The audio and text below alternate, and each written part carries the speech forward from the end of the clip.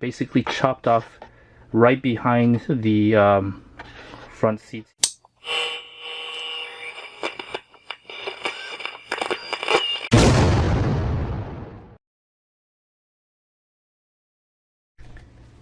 Hey guys, welcome back to Revolution XRC and welcome to the next part of my TWS VTR Kit build series.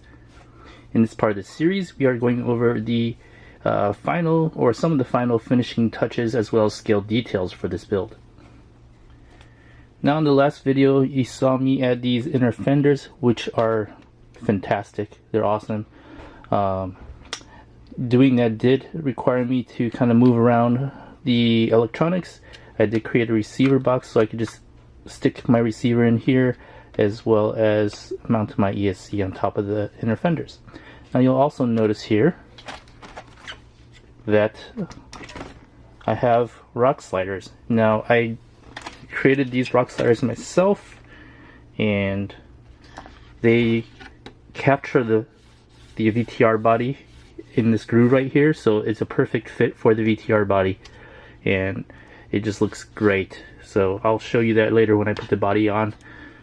But I'll probably make these available. I just don't know where yet. Either my mini factory or Thingiverse or somewhere else. Maybe pre-printed ones up on Army RC. But basically they just bolt right up, as you can see here. And here are the sliders. So really happy with the way those came out. I'll see if I can make them available to you guys later on. Now for the body, pretty much here is the body.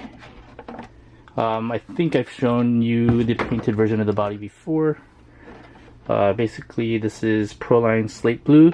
You can notice the interior here, I am using a Tamiya Bruiser driver as well as the really simple eBay interiors that you see, which are like the knockoffs of the Proline PLC.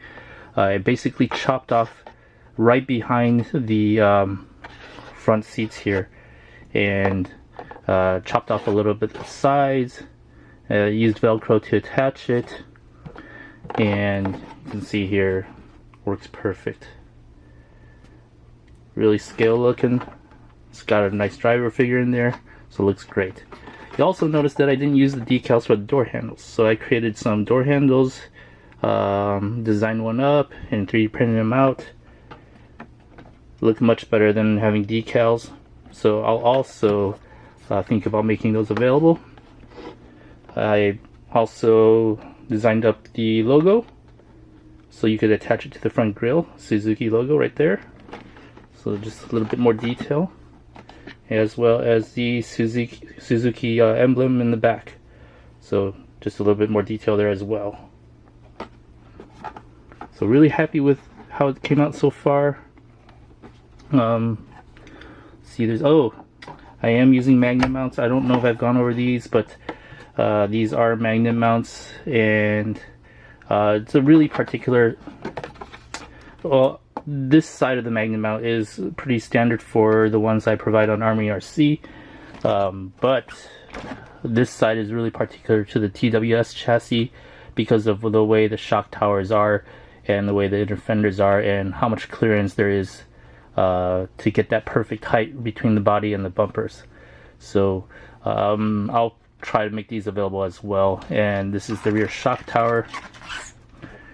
This magnet setup basically goes on top of the original body post. You got to cut the body post to a certain length and then stick this on top of it, and then you can have your magnet mount set up.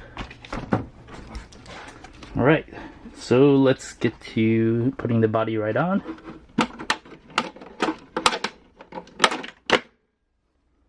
There he goes. Body is on. You can see how it looks so far. But we're not done yet. On top of all this, I've also made a rack or motor panels.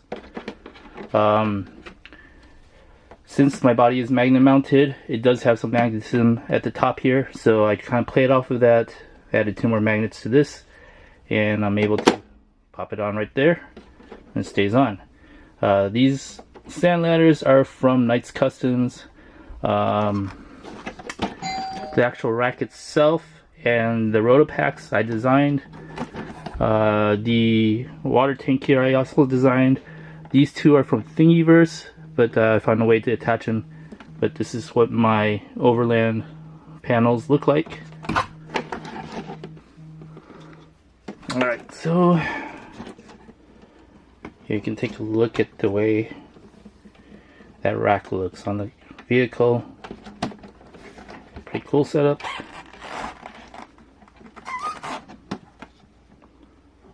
Right there.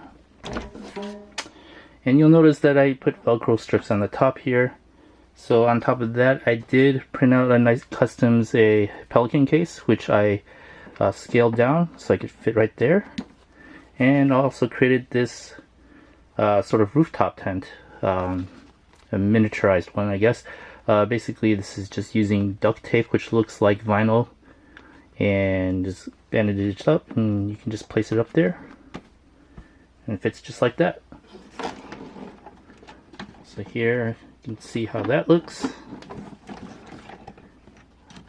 Another thing before we go is that I swapped out the wheels for these Steelies, and these Steelies are, I believe, by Endura.